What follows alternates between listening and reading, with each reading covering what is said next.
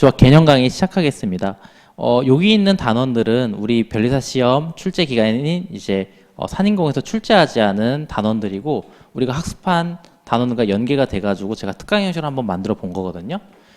중력장, 자기장, 엘니뇨, 라니냐는 대기하고 관련이 있고 대기 해양과 조석도 한번 들어보셨죠? 조석이 뭐죠? 밀물, 썰물. 그렇죠?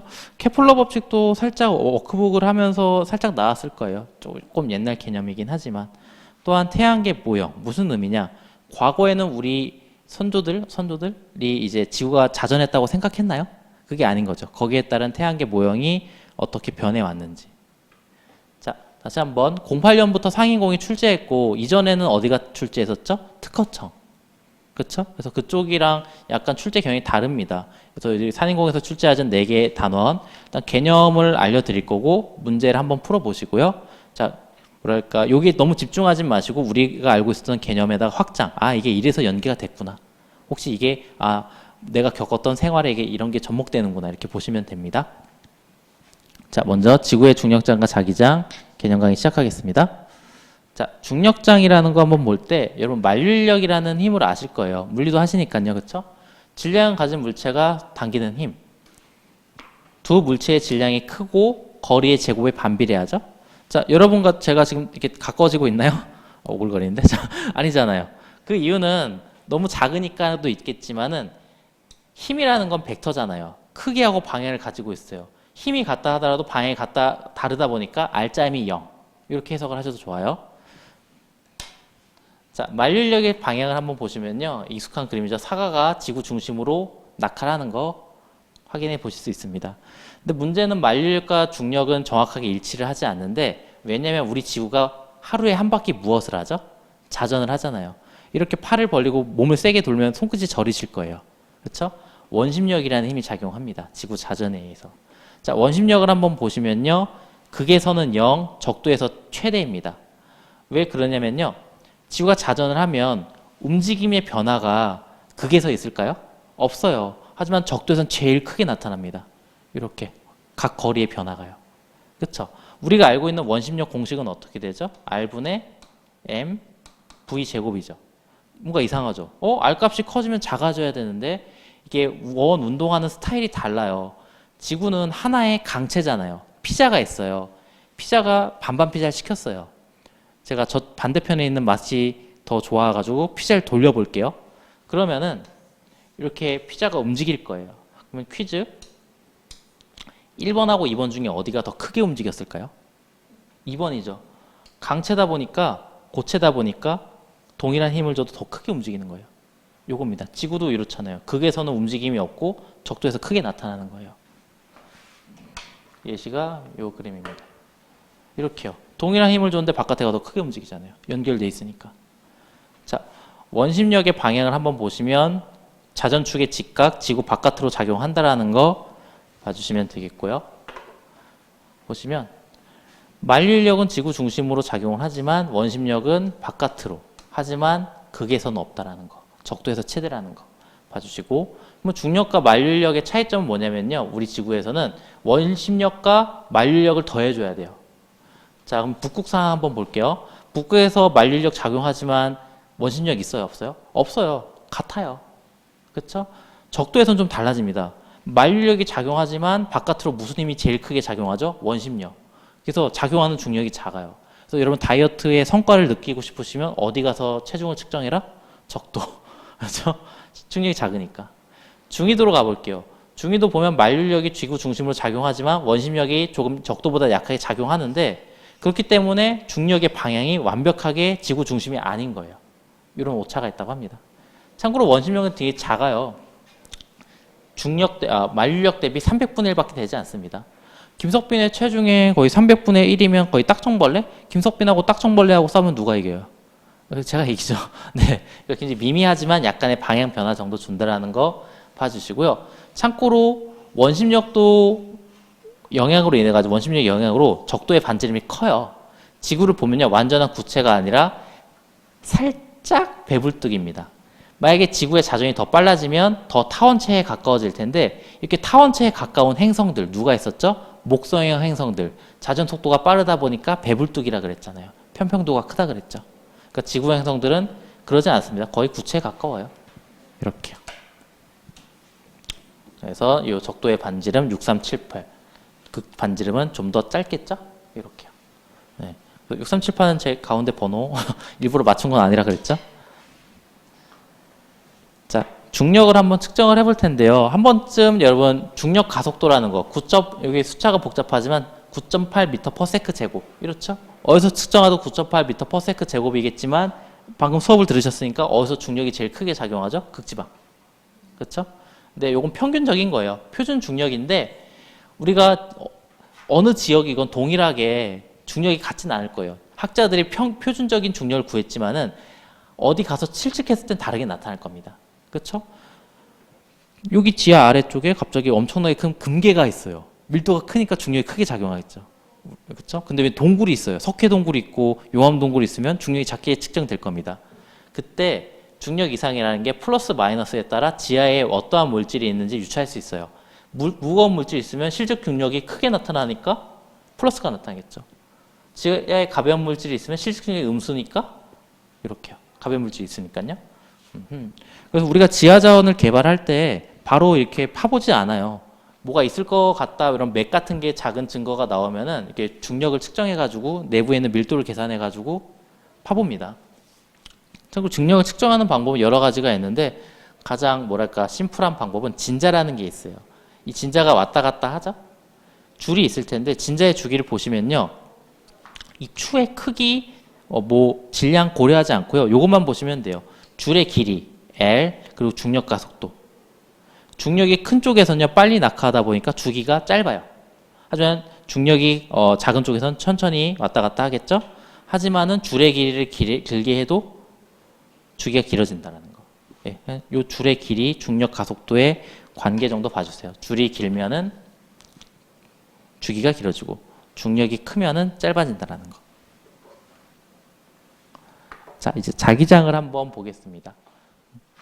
출제 빈도는 뭐 매우 작기는 하지만은 자, 지구 자기장 모형을 한번 볼게요.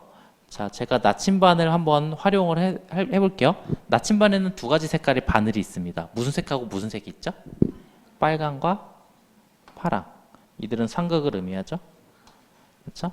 제가 이 빨간색 바늘을 따라가면 무슨 쪽으로 가죠? 북쪽을 향해 갈 텐데, 근데 지구의 자전축은 위도가 몇 도였죠? 90도. 지구의 자전축은 90도잖아요. 위도. 지구의 극지방은요? 이 극지방에 가지 않고요. 이 90도에 가지 않고 다른 쪽으로 가요. 지구에는 북극이 두 개 있어요. 지리적인 북극을 진북이라 그래요. 그러면 이 나침반이 가리키는 건 자기적인 북극이겠죠. 이걸 자북이라고 합니다. 자, 자전축을 진짜 이쪽에 북극, 자기장의 북극이 이렇게 있는데 참고로 이 빨간색 바늘은 N극과 S극 중에 무슨 극을 좋아할까요? 반대를 좋아하니까. 파란색을 뜻하는 S극을 좋아하는 거예요. 지구로 하나의 커다란 자석이라고 하잖아요. 지구의 북극은요, 자기적인 북극은요, S극을 의미하고 자기적인 남극도 있겠죠? 자기적인 남극은 무슨 극을 의미할까요? N극인 거예요. 그래서 지구의 자기력선을 그려볼게요. 자기력선이라는 건 N극에서 나와서 S극으로 들어가기 때문에 여기 있는 그림이 이해가 되실 거예요. 정말 N극에서 나와서 S극으로 들어가고 있잖아요. 자, 이때 제가 나침반을 사용하면요, 자기적인 북극을 가리킬 거고 진북을 가리키지 않을 거예요. 이때 각도가 생길 텐데 이걸 편각이라고 합니다. 자침이 자북과 진북이 이루는 각. 사실 요거는 출제된 적도 없고 우리 보면은 지질도 할 때 클리노미터에서 요걸 약간 보정해 주는 정도 예전에 수능 문제에서 나온 게 있었거든요. 그 정도? 뭐 동쪽을 서쪽, 동쪽을 플러스, 서쪽을 마이너스라고 한다라는 거 정도 봐주시면 되겠고, 자, 그다음 복각이라는 거 한번 볼 텐데, 자, 다시 한번 나침반을 제가 그려볼게요. 빨간색 바늘이 있고 파란색 바늘이 있는데, 자, 빨간색 바늘은 북쪽과 남쪽 중에 어디를 가리키죠? 북쪽을 가리키고 여긴 남쪽을 가리킬 거예요. 그쵸? 지평면에 대해서 바늘을 올려놨었을 때 이 바늘이 고개를 숙이거나 고개를 드는 경우가 있어요. 어떻게요? 이 자기력선 방향을 따라서요. 자, 적도에서는요, 이 바늘들이 고개를 숙이지 않아요. 그저 빨간색 바늘이 북쪽을 가리키고 파란색 바늘이 남쪽을 가리킬 텐데 자기적인 북극에서는요 어떠한 일이 생기냐면 북쪽으로 갈수록 점차 빨간색 바늘이 이렇게 고개를 숙여요. 파란색 바늘은 고개를 들겠죠. 그러다가 자기적인 북극에서는요 완전히 빨간색 바늘이 고개를 숙여요. 그랬을 때 이 지평면에 대해서 평행의 선에 대해서 고개를 숙인 정도를 복각이라고 하는데 자기적인 북극에서는 완전히 숙였죠. 90도가 나오는 거예요. 자기적인 적도에서는 안 숙였으니까 0도가 나와요. 이걸 복각이라고 합니다. 정리하자면요. 복각은 저해도로 갈수록 감소하고 고해도로 갈수록 증가한다라는 거 정도. 편각이라는 거 보시면요. 자,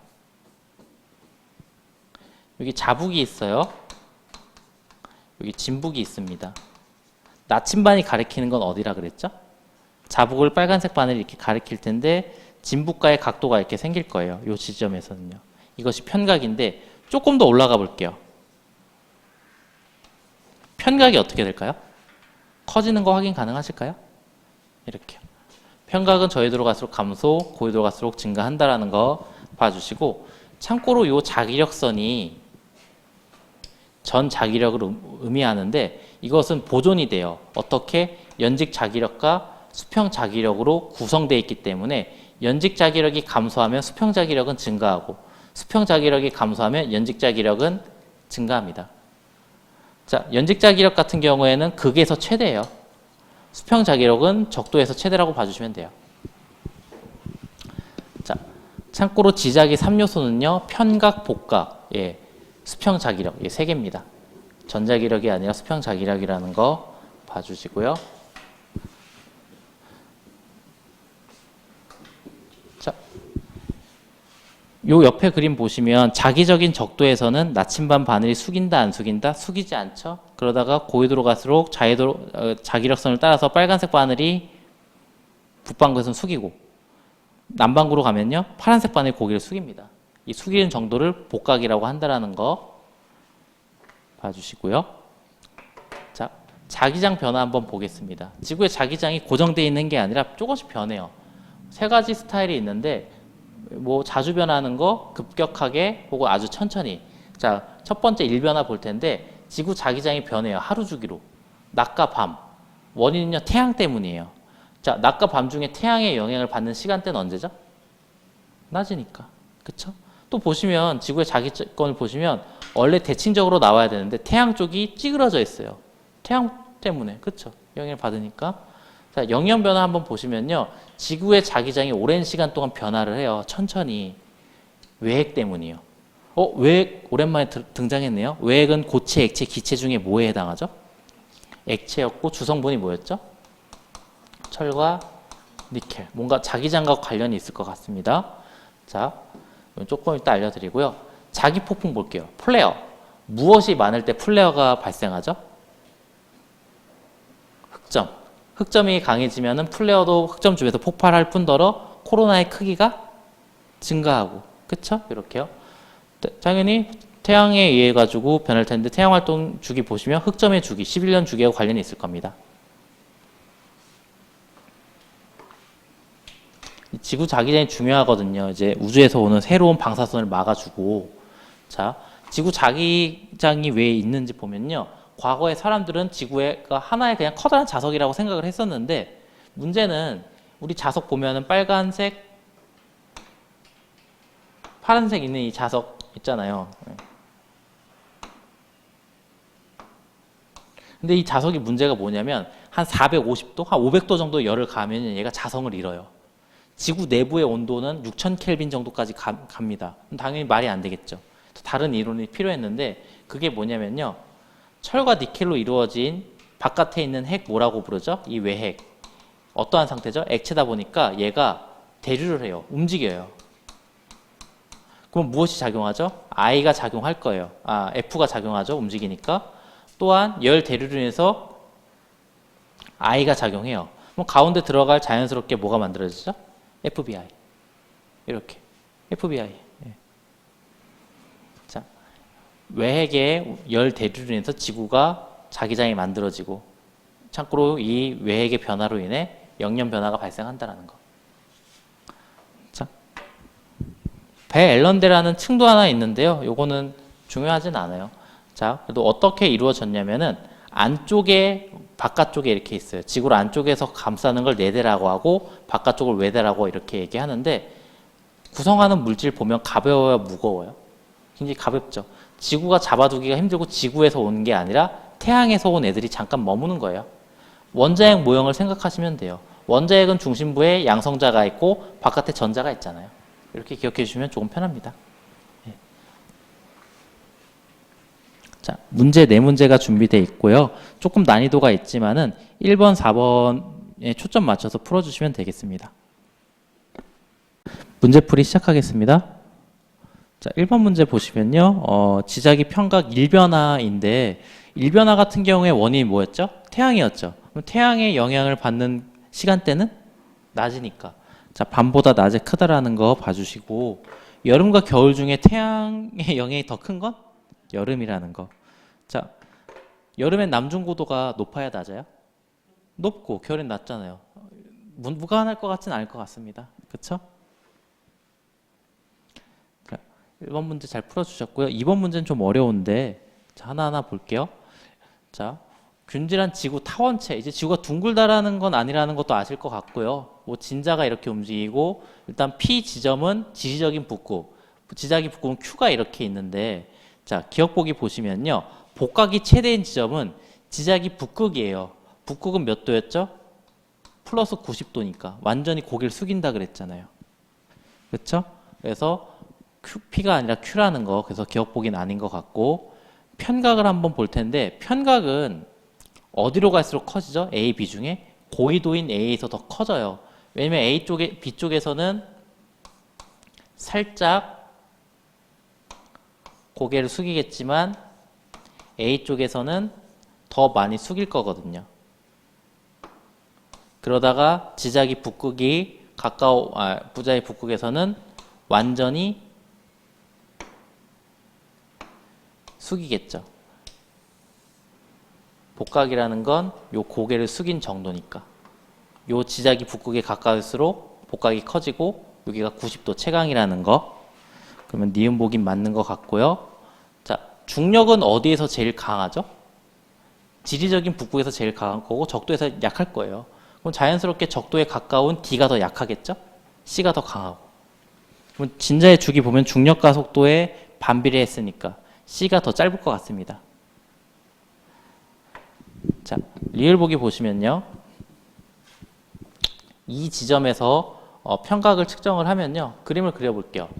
이 지점이 이렇게 있고 이렇게 지리적인 북극이 이렇게 있죠. 그럼 Q가 이렇게 있을 텐데 나침반 바늘은 어디를 가리킨다 그랬죠?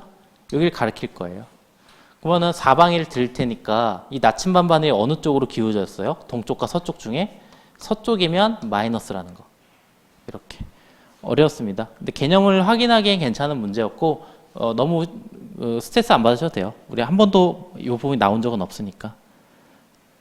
자, 3번 문제 한번 볼게요. 또 어려운 문제인데요.